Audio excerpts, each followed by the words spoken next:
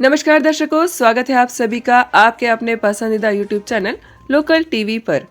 मैं कीर्ति हाजिर हूं आज की यानी 5 फरवरी 2024 के कागज नगर और उसके आसपास के कुछ खास समाचार लेकर। समाचारों को जानेंगे हम विस्तार से, लेकिन उससे पहले जल्दी से डालते हैं एक नजर आज के समाचारों की हेडलाइंस पर। थर्ड सेमेस्टर में देरी, रेलवे कॉलोनी में चोरी, 10 तारीख को राउंड टेबल बैठक, पार्टी को मजबूत करने का यही मौका है, कहा हरीश बाबू ने। संयुक्त आदिलाबाद जिले को 100 करोड़ की सौगात। तो चलिए दर्शकों, शुरुआत करते हैं आज की पहली खबर से। BR अम्बेडकर ओपन यूनिवर्सिटी के 16 तारीख से होने वाले थर्ड सेमेस्टर की परीक्षाओं से जुड़ी एक बड़ी खबर सामने आई है। कागज नगर के BR अम्बेडकर ओपन यूनिवर्सिटी वाले सर श्री दत्तात्रेय टुडुरु जी ने बताया कि 16 फरवरी से होने वाले थर्ड सेमेस्टर की परीक्षाओं को पोस्टपोन कर दिया गया है। जी हां, अब थर्ड सेमेस्टर की परीक्षाएं 16 फरवरी से नहीं होगी। नए टाइम टेबल के अनुसार 5 मार्च से ये परीक्षाएं शुरू होगी, जबकि फिफ्थ सेमेस्टर की परीक्षाओं के टाइम टेबल में कोई भी बदलाव नहीं किया गया है।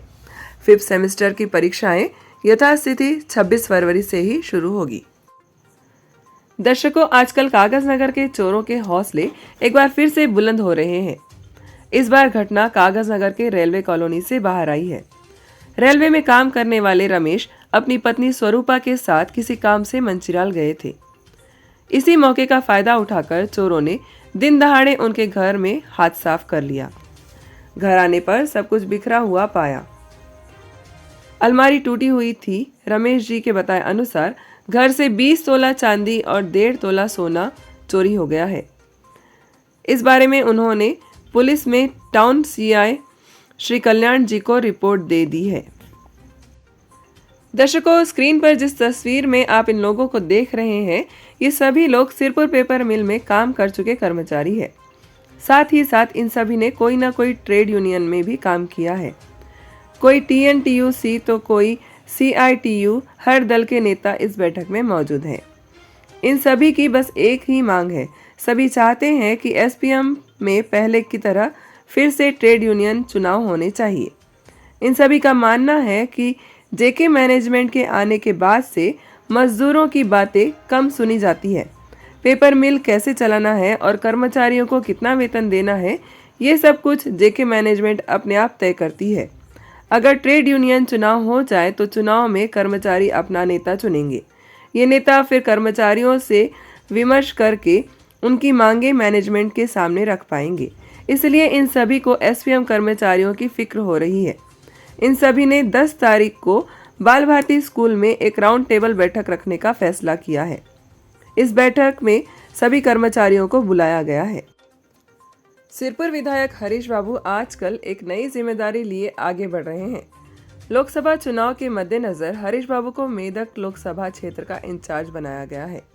हैदराबाद के पास मौजूद ये क्षेत्र हरीश बाबू के लिए नया रण होगा। इस क्षेत्र में मौजूद BJP कार्यकर्ताओं से मिलकर वो आगामी चुनाव में BJP को एक प्रचंड जीत दिलाने की कोशिश कर रहे हैं। कल एक सभा में उन्होंने कहा कि पिछले विधानसभा चुनाव में पार्टी ने मेहनत बहुत की, लेकिन सफलता प्राप्त नहीं कर पाई। अब ये एक नया मौका है जहां प्रधानमंत्री नरेंद्र मोदी जी के नेतृत्व में BJP को फिर से लड़ना है। हरीश बाबू ने कार्यकर्ताओं से कहा है कि इस मौके को बिना छोड़े पूरी जान लगाकर पार्टी को फिर से ताकतवर बनाना है। तो चलिए दर्शकों, जानते हैं आज की आखिरी खबर।